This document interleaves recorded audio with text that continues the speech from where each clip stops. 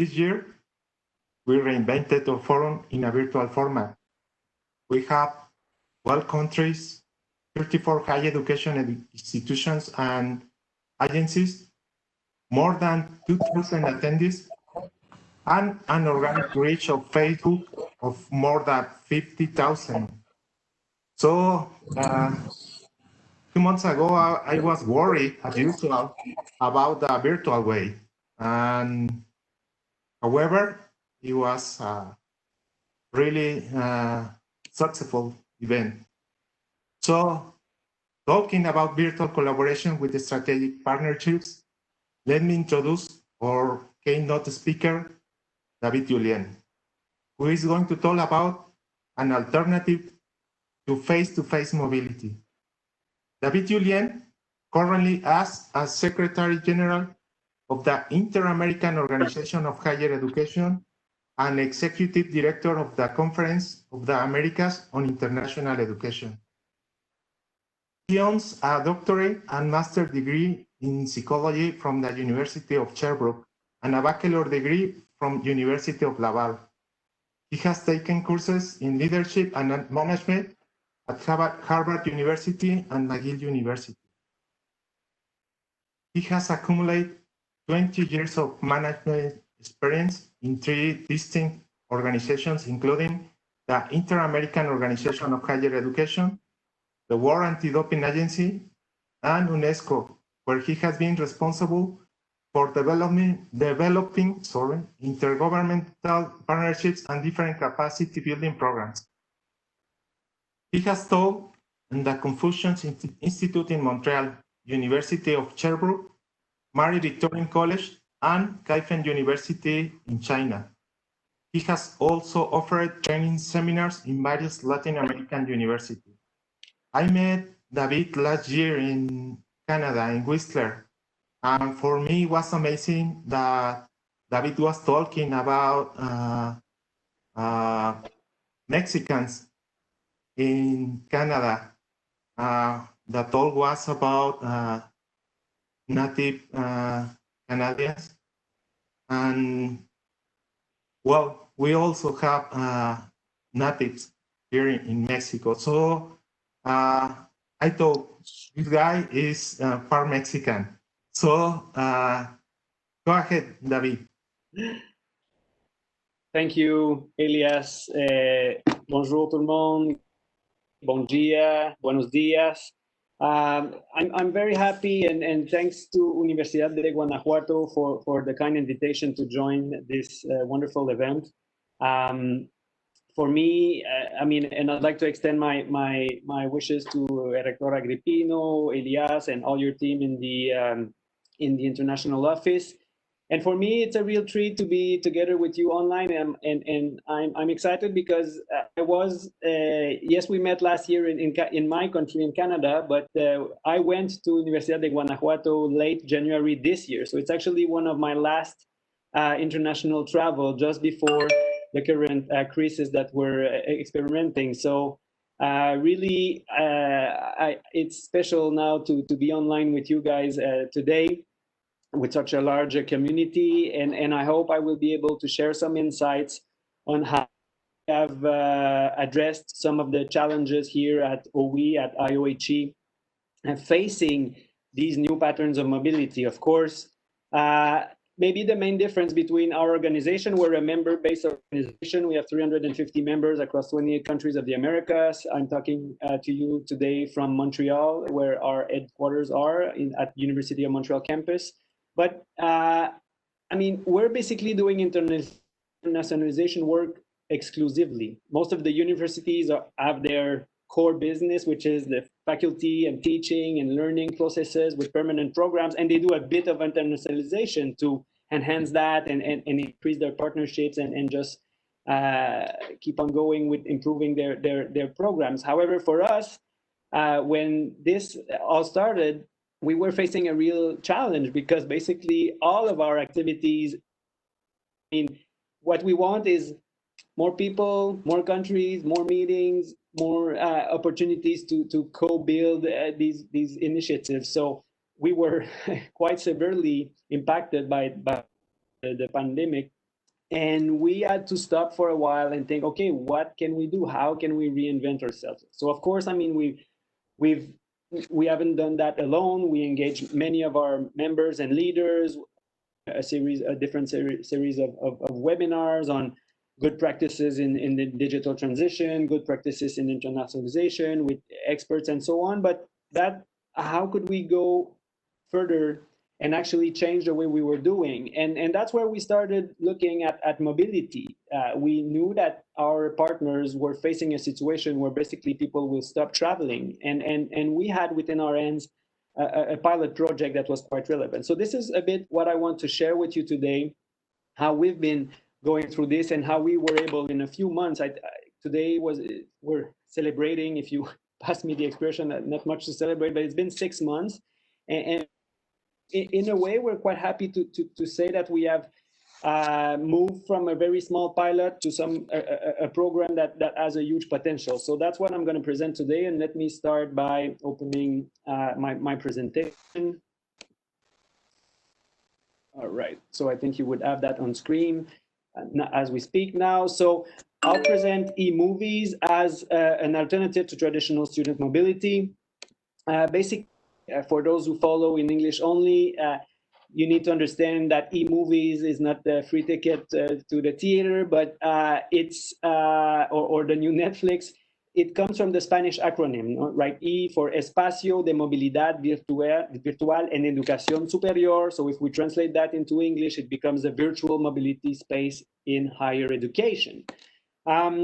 As I said, we had working on that for a couple of years. It's a pilot project that started in Colombia 2 or 3 years ago, where many of our Colombian members were asking us to assist them in a solution. I mean, when we all know, and we've listened to many experts saying that, when we look at international education, and especially at study abroad experiences, we know it is limited to a very few number of privileged students that come either from a good socioeconomic background, good family, some resources that will be able to support the experience of taking a semester off and going to study abroad, or those very smart ones who manage to get a national grant or a CONACYT beca or any equivalent in their respective countries. However, what do you do when you're a regional university and you don't necessarily have this type of students, or if you're concerned that you only provide opportunities to 1 or 2% of your student community? How can you actually increase equity and access to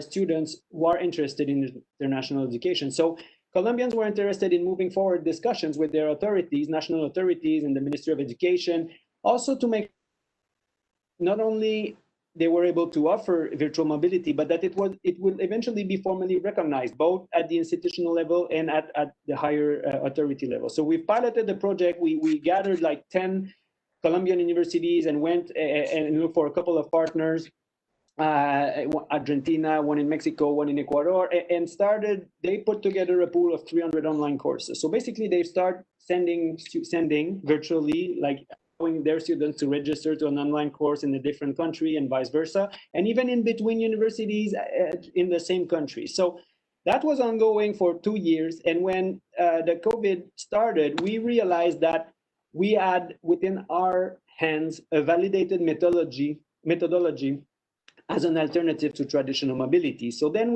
and quite honestly, and kudos to the Colombians for that, they have been asking us, since we have this huge network, to move that pilot to a larger scale, open it to all the continent. But I mean, we were in other projects. We were kind of keeping that on the back burner for a later.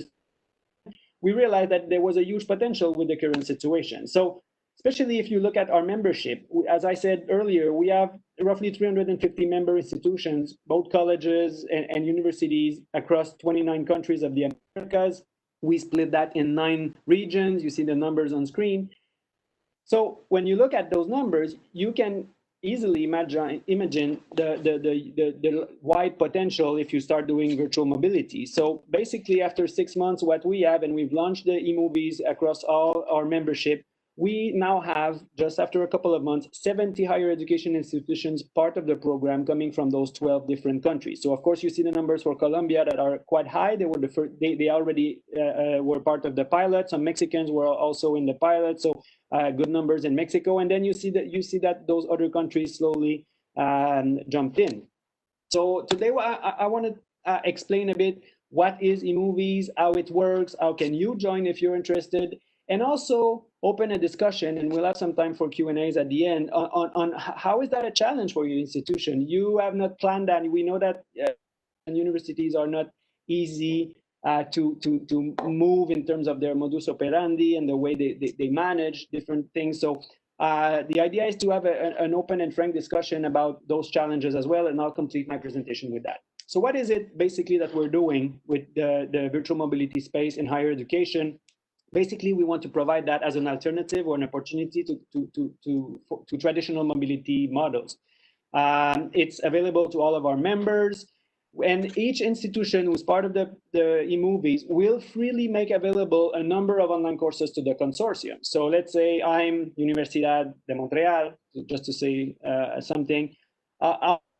3 of my courses, or let's say 5 of my courses, and in each of those 5 courses, I will open 2 slots. So 2 spots where I'm keen to open space to receive students from in my domestic course. In exchange for what the total of 5 courses per 2 slots is 10, I will be able to send 10 of my students to take courses in any other institution country that is part of the consortium. So based on what you offer, then you have the same number of registration to your own students from the pool of available online courses. So basically, students can select their courses depending on their profile and interests. And of course, that is supported by a local manager in your student mobility department, for example, that will be able to coordinate that. What's the purpose? Of course, very short term, that we believe that there's a concrete response, and it's to the no mobility situation. We know that everyone is stuck at home. Even some national programs are being paused formally. Some countries are closing their borders. You cannot actually travel in if you're a student, even if you have an approved program and visa. Those who were already there can continue, but it is a real challenge. So that's a short-term solution. Of course, we need to be frank about it. It's not replacing the loss of income from traditional mobility, because as you will see later, we work on mutual reciprocity principles. However, and for us, it's quite clear, even post-COVID, we will definitely keep that midterm, long-term, because we do believe that it is a real alternative. We believe that mobility will somehow be hybrid in 2 or 5 years because of the following reasons. First, you can actually provoke study abroad experiences to different student profiles.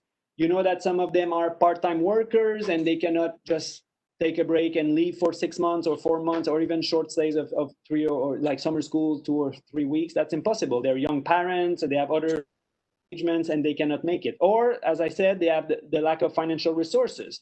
Or, jumping into a plane for the first time, if you come from a rural place or from a very small community, might be a bit like a big step for you. So we believe that starting virtual might be kind of a teaser, and you can slowly be more curious to then get.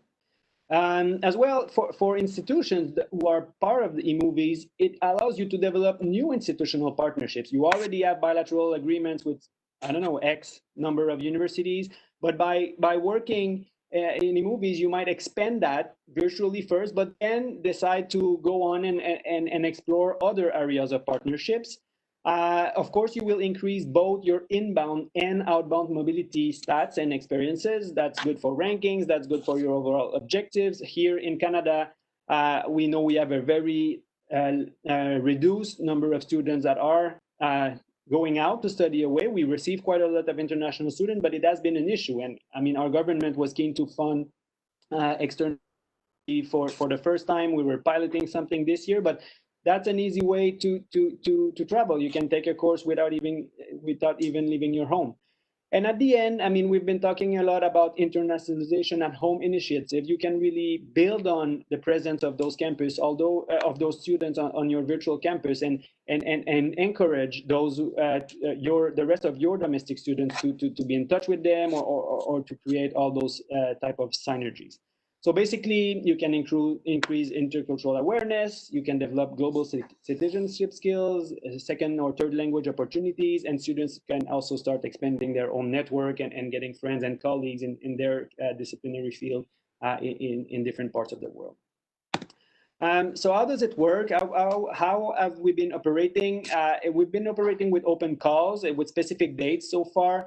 Basically, what we provide, of course, with on board, we want to avoid that each one of them has to sign like 69 different bilateral partnerships with all the participants. So what we provide from the IOHE perspective is a program protocol. So basically, you have one common memorandum of understanding for all that will outline the same terms of reference, setting out different conditions, requirements, and commitments that are inherent to the program. So basically, it's a rule book where once you're in, share that with other participants. And it works, as I said, on mutual reciprocity principle. It means that my students will pay my tuition fee here in my home university. And once he's going away, I mean, there's no transaction with the other participant. That's why we work on a one-to-one kind of exchange, depending on the number of spots that you're opening. And same goes with credits. Students must receive full credits for courses that are completed. Basically, of course, it will raise challenges, and we'll discuss about that at the end. But we need to ensure that discussions happen before allowing students to go on and take the course, because we want that to ensure that the time that it will pass will be credited, and that if they're doing something abroad, it is the equivalent of what they would have been doing locally. So basically, with that in mind, each institution can then define a student's mobility plan, very modest, 5-10 students, or a bit wider if they're more experienced in it, and build on the pools and that are available in our pool from all the other institutions. So at the end of the day, we basically provide a fully fledged international virtual exchange program for those who are jumping. So that's just a quick snapshot. If you are listening now and wonder where can I get more information, you have our website here on screen. If you look at the program section, and there's a tab with the eMOVIES initiative, so you can basically go there. Once you're there, you'll have a full description. You will find that program protocol, so all the necessary framework documents that are setting out the conditions of the program, the forms that need to be filled, and so on. And there's that direct email, eMOVIES@oe-iohe.org, where members of my team will be able to respond to any query that you might have, just as you are exploring to join or not. So that's for where you can find more info. And here is a bit how I was mentioning that one thing that we were quite proud of is the way that it increased in some kind of a fast pace. So basically, if we say that, let's say we were sent home here on March 12, so mid-March, maybe it took us a month to kind of think about what we're going to do. And on mid-April, we released the first call. So now, after 1 month, we managed to get 30 participating universities from 5 countries. And together, they were able to put a little more than in that pool for almost 8,000 spots or places for exchange. So that was round number 1. Then we moved to a second round a month and a half later, end of June. So we moved from 5 to 9 countries. So we already had Argentina, Chile, Colombia, Mexico, Peru. So now Bolivia, Brazil, Ecuador, and Venezuela joined. We moved from 30 to almost 50, to 2,500 courses and 13,000 places available for exchange. And then we just closed a third round last month, and then we increased to 12 countries. So Canada, Dominican Republic, and Panama also jump in, moving to 70 institutions, almost 4,000 courses, and you see the numbers for total number of places. So quite a fast pace in terms of increasing the number of participants here. We did not look at specific courses in terms of quality control. We want each responsible to operate the same way they do with traditional mobility. So it means that there is a necessary checkup to see if courses that are there or institutions that are courses fit your traditional criteria for engaging in a bilateral exchange. That's up to each university to do that. But of course, we're quite happy with the outcome so far. So as I said, now, if you can just look at the geographic kind of spread of countries, it's covering all the continent. So that's a quick overview. What are we thinking about now in terms of next steps? So first of all, as it was a pilot, we were basically, if I go back 2 years ago, we were just sharing a macro Excel document across 10 or 12 universities. It was easy to work. It was a pilot, and it was like artesanal, como se dice en español, like very handy. But now we need to professionalize with the numbers we have. So basically what we've been doing for the last 2 months is a development of a self-administered online database. We're almost ready to release it. I'll actually show some slides of the demo. But the idea is that each institution has a secure login access. So your person in charge of student mobility can log in that platform, upload if courses, you have a profile for each course, number of spots that you're opening, title, selection criteria, length, number of hours, prerequisites of other courses, and so on. Once that is done, then there's an open student access, so students can log in, but just go on to the website, put some criteria, filter down, and find if there are courses that are part of their interest. And there's of course a proper search engine with selection of criteria, and we're getting ready to release that in October. So that will really like move the project to the next level in terms of ensuring we support administratively and technologically speaking all part of the programs, both on an admin part from the institutions and providing a more, let's say, up-to-date or sophisticated tool for students actually just surf and surf through the catalog and see what they are interested in. Second, of course, we're also always keen to get new partners in.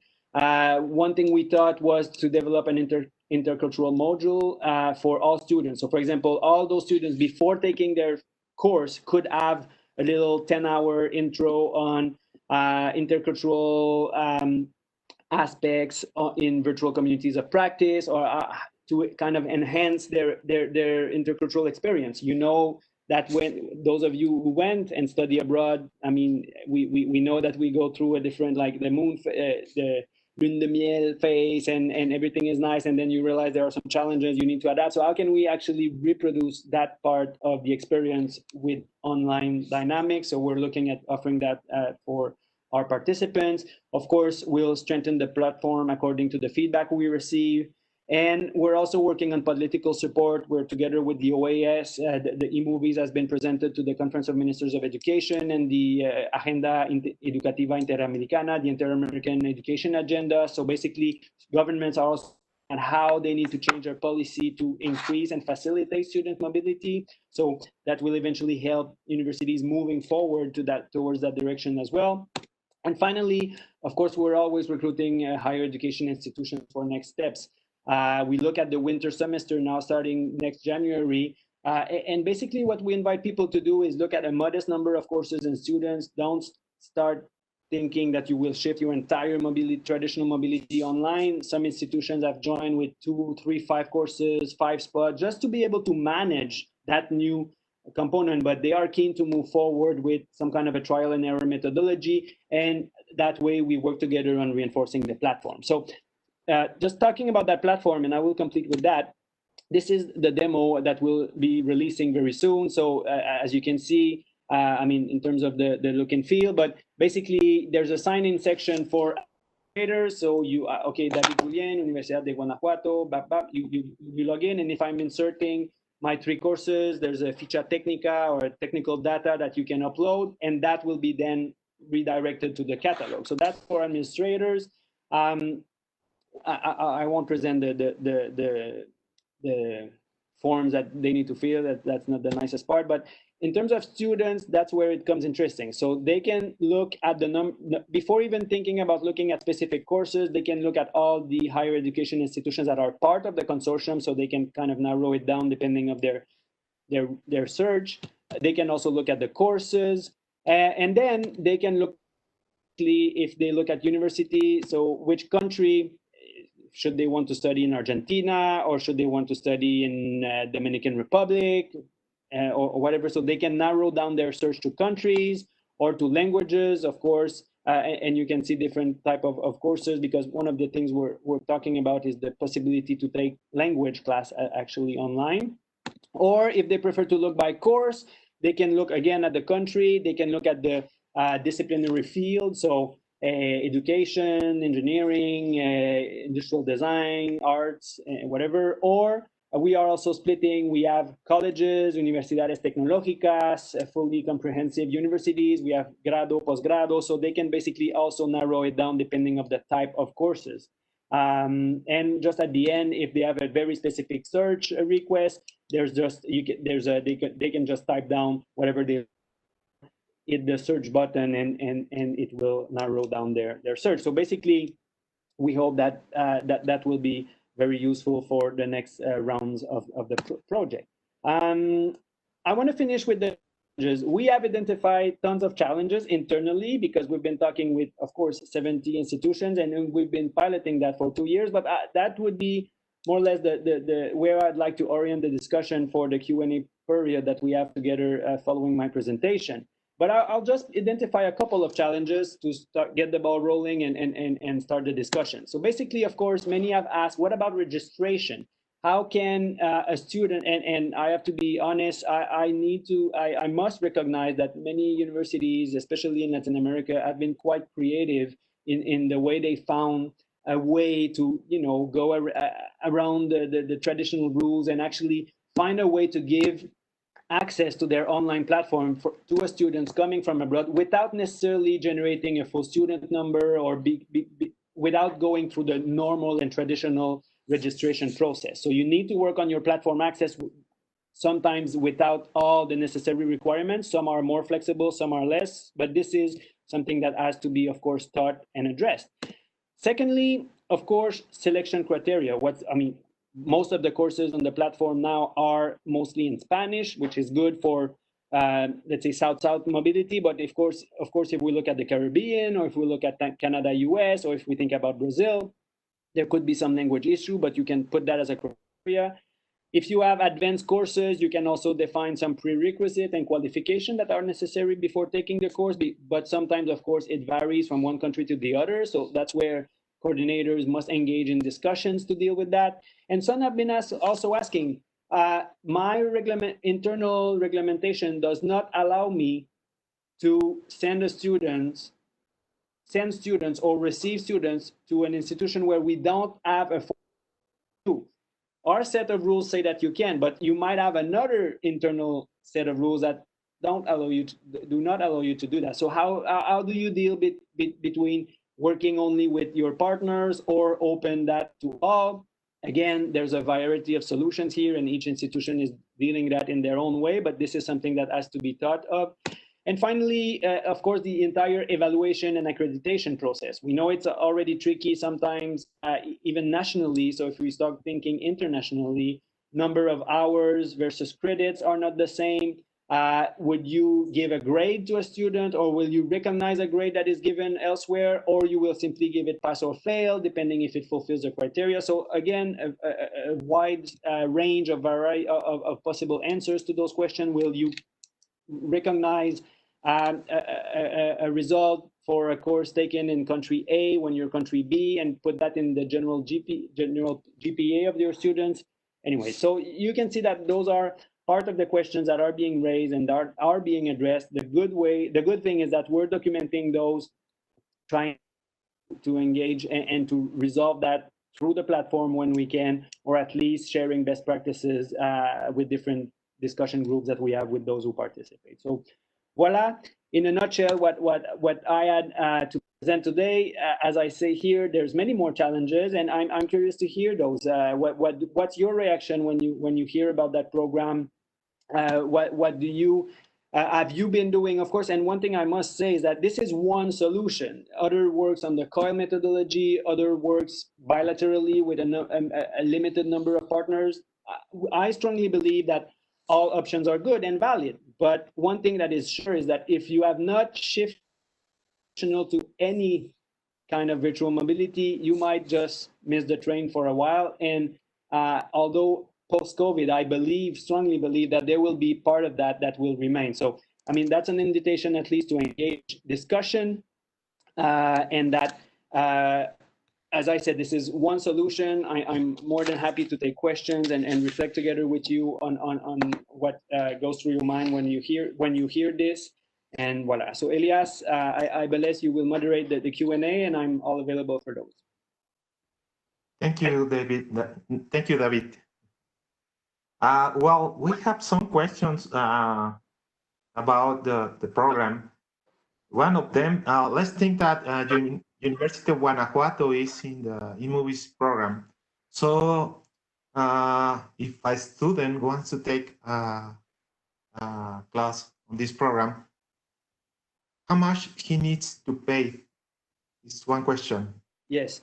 So everything goes back to the mutual reciprocity principle. If a University of Guanajuato student don't pay registration fee because it's a public education system in Mexico, and if part of a consortium is a private university from Colombia that normally charge X number of pesos for a course, what our terms of reference say is that if they send students away, you keep your own structure, your fee structure. So your student is registered, it doesn't change. So you basically offer him to take a course abroad for with the same conditions that he is normally taking at home. So that's why he will complete his full registration at Universidad de Guanajuato, and you need to work on recognizing whatever credits he will bring in. And same goes. So in a way, it's fair because it's same conditions for all. Some might say it is unfair because your student is in the public system, the other one is a private system, but okay, thank you, David. And there is another question about accreditation. What happens with, for example, ABET accreditation, or in Mexico we have different kind of organizations that they are looking about the quality of the programs. What happens if you are taking online classes in another university? Yes. How do you manage that?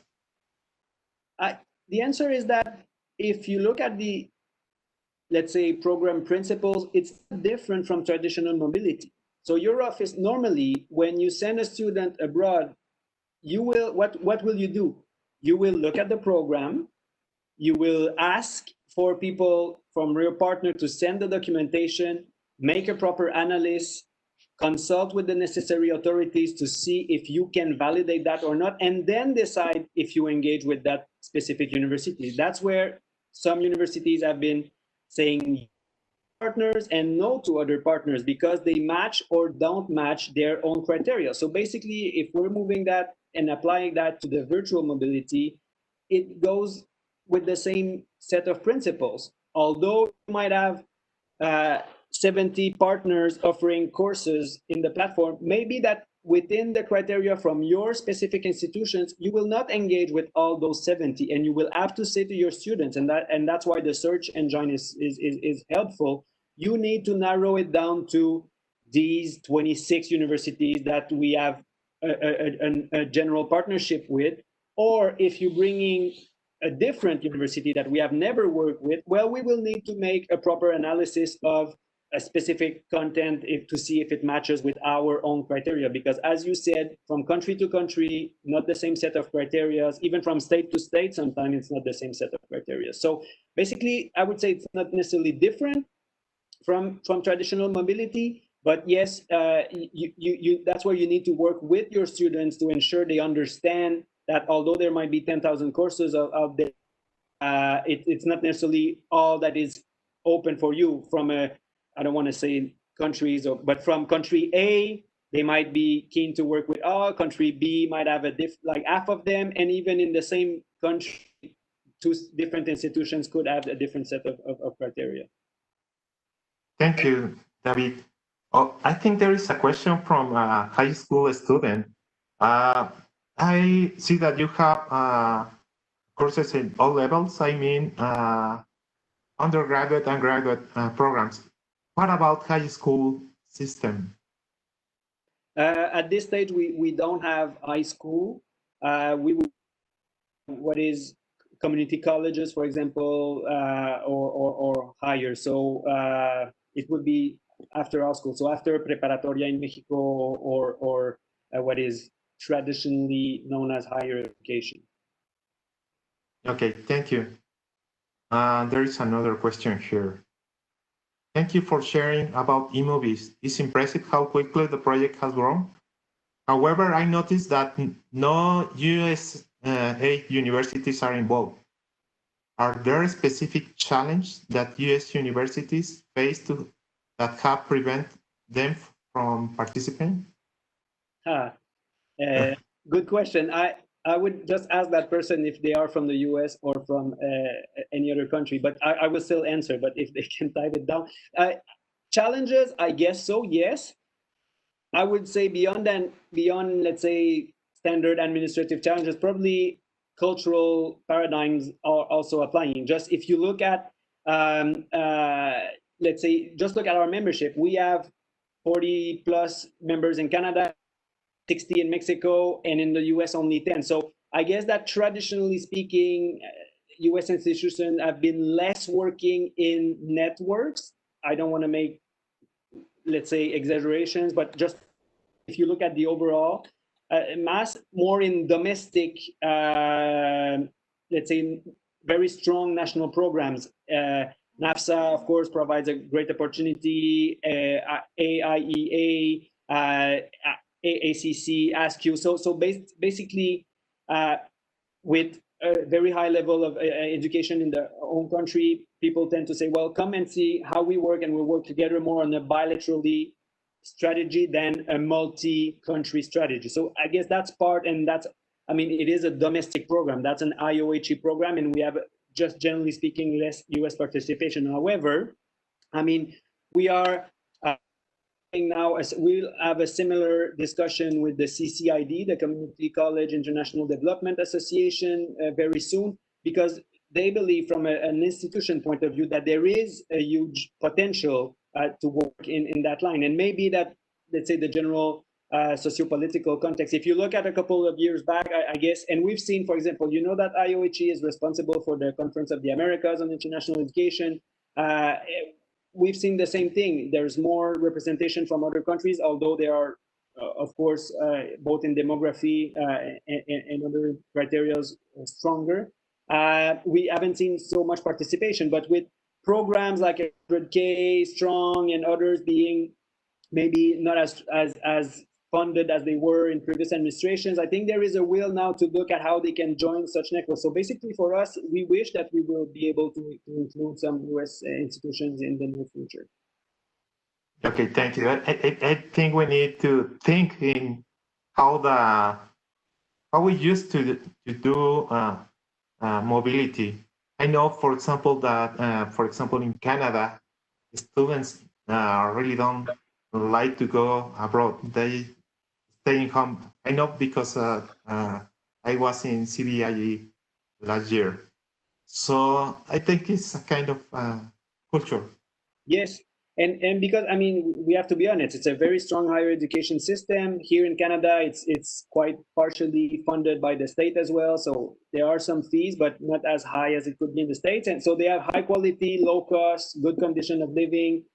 So yes, you need very, very strong incentive. However, and we've been in discussions with this, we believe that virtual mobility can be an opening to start engaging in international opportunities, because you don't have the same constraints. You don't have to leave for 4 months. And we believe that if you have a rich intercultural experience, even online, it might be what, you know, the tipping point between resistance and curiosity, where hopefully you might engage in a real exchange, maybe the following semester and so on.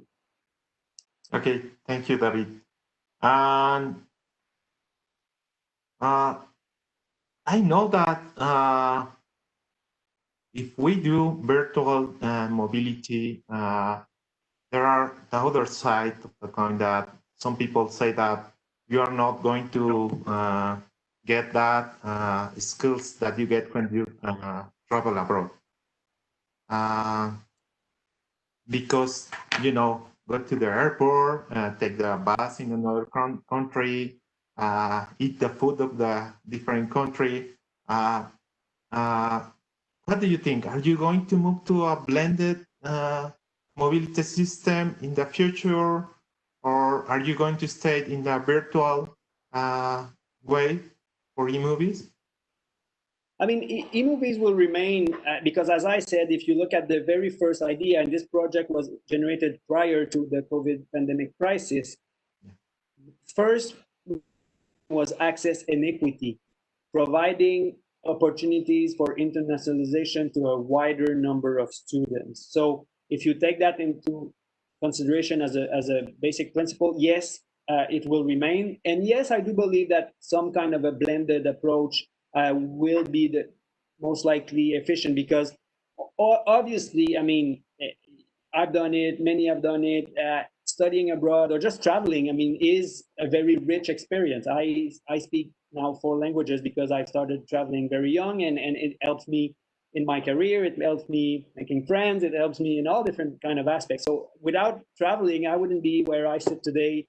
That's for sure. However, and we want to encourage that, but we know it will remain limited to a very privileged portion of your total number of students. If you have 40,000 students at Guanajuato, and it's even and you are at 300 that are going away, it's still very little, right? So that's why, and we're big believers in, if you look at the technology, if you look at immersion and now being part of some of the learning processes, and we can only expect that will increase in the upcoming years. We do believe that there is, and that's why we want to develop something for intercultural part of the experience. We do believe that things can be experienced online that are getting close, not at the same level, but that it will increase some of your competencies, and not only language. I mean, the way that people behave on a platform, the way you move from formal to informal within the classroom environment, the way you interact with a teacher very equally or very hierarchically, depending of where you're at. All those, if it can be accomplished, actually help students moving from implicit impressions to explicit knowledge, and actually being aware of what they're experiencing, although all online. I think we can develop some skills there that are more like lifelong learning and transversal, that go beyond taking Biología 2 in wherever country, right? Yeah, right. As you said, we are a pretty big university, well, medium-sized university in Mexico, and it's hard to support all the students to do mobility. So we have a social inclusion program for mobility. However, this way, we can support more students. Then there is a trend that we were looking at on the international forums about inclusion in mobility. So I think this is one of the ways to think in inclusion in mobility. We have some programs that supported by CONACYT, that I mean graduate programs. Do you know if CONACYT is looking on this kind of way to do virtual? No, we have not yet engaged discussion with CONACYT. However, I was in touch with Enrique, who was in charge of the internationalization arm of the SEP, the Subsecretaría de Educación Pública in Mexico. And we were having discussions about how this could be used. For example, we had a pilot project this year where we were bringing some Canadian indigenous students to Mexico, to Veracruz, where we were holding a summit, on a conference on inclusion. And there is a Mesa Redonda Canada Mexico. There's a roundtable of university presidents and Mexican presidents. Sorry. Bless you. Bless you. Allergies, not COVID. And so we were doing that face-to-face this year. And we've been discussing in how could we potentially use what was the original plan and maybe shift to virtual scenarios. Because if you look at, of course, ensuring, because we've been talking about access and equity in terms of mobility, but you also need to add a layer where you basically have to think about access and equity just to internet. And so if you look at rural communities or indigenous communities, sometimes it's not the case. So virtual mobility might not be the right solution if you really have a limited access to internet. But yes, I mean, we're so not with CONACYT, but we are in touch. And as I said, as this project was now accepted by the Inter-American Agenda at the OAS, we hope that they will be able to push it down. For example, in the Caribbean, we had a situation where, even because of the many different islands, into patterns where students from St. Kitts and Nevis or St. Lucia don't have a comprehensive, they need to go to University of the West Indies, either in Kingston or Barbados or Trinidad and Tobago. So basically offering something such as virtual mobility might reduce possible costs of travel and so on. So those are, I guess, I mean, as I said, we basically done that in 4 months.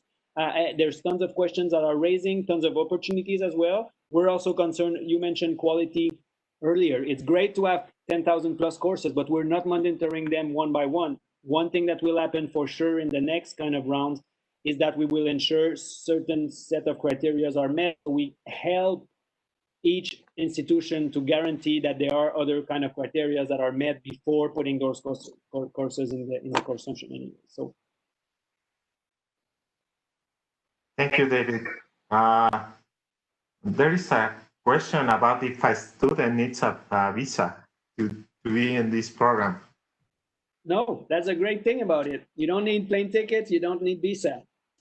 So you work with your international office, they engage communication with their partners, and that is facilitating the entire kind of solution. Thank you, David. As I said in the beginning, we were really worried about the virtual edition of this forum. However, as again I said, it was a great event. So I think we need to find ways to continue working and providing students to get global citizenship. So I think it's a good way to do that mobility, and I think it's going to stay with the options that we have for mobility.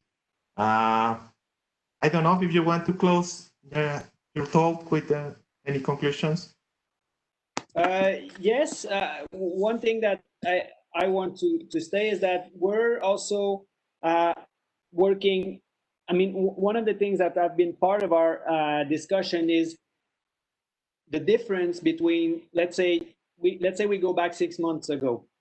What we were considering online courses were actually built in a fully fledged online platform, Moodle type or whatever it is. But knowing that it was entirely online, where students would log in and they will find a working plan with different set of activities, readings, and they were assigned a tutor and a chat and you know, sophisticated virtual learning platform. Now what we've seen with, let's say, virtual learning, if you want to call it that way, compared to online learning, it's just, and you do it as a teacher, Elias, and many have been doing it because they are forced to move their class from presential to virtual. So that's a teacher basically going on Zoom and actually sharing contents without necessarily being set up in a platform. So it's more live teaching online. So as we speak, we have been working with both set of courses, and that's basically where it might change in the future. Now we're still doing that because, as I said, short term, we want to respond to the no traditional mobility scenario. But as frontiers will open, sanitary restrictions will go down, and hopefully our students will engage again in students, and you teachers will actually go back in the classroom, we will need to see what we do. Because as a teacher, you know that you don't want to work double and you need to, you know, just be effective. So we might actually see changes in all the courses that are there, and we might go back to what was traditional online teaching, so thus guaranteeing different, like a shared set of criteria. So all that to say that it's basically evolving as we speak, and every day and every week. So we do have to monitor it. What we are conscious is that we will need to run, what we intend to do is run an evaluation at the end of this year. So actually ask feedback. We have a couple, and if you go to our website, there are a couple of from students. There's a Colombian student that went to Argentina. She's talking how nice the Argentinians were, and she never went. I mean, she took an online class in Argentina, but she's talking about her experience there and say how great it was. And last year I received a feedback from Chile, but from a teacher, and that basically the teacher was saying our vacan, it was to have students. So she had a class where she had students from Mexico, Peru, Colombia, fourth country, Ecuador, and how really it changed the discussions, how it enriched the dialogue between students. So we're very, very keen on receiving those type of feedbacks, and we'll run a more proper kind of analysis of things that went well, things that are not doing so well, to actually just keep on improving the program. But it is working. We have real results happening, and we're just excited about getting new people in. So you're welcome at Universidad de Guanajuato, and all of those who are online today as well. Thank you, David. Thank you again for your thought and your thoughts about virtual mobility. I believe that we are not going to back to a new normality. I think we are going to move to the new way to do mobility. This is the way that we needed to work on that. So thank you, David. My pleasure. As always, a pleasure. Sí, abrazo. See you soon. Yeah, that's right. Thank you, David. Thank you, all the audience, for being here. Thank you. Yes. See you very soon. See ya. Bye-bye.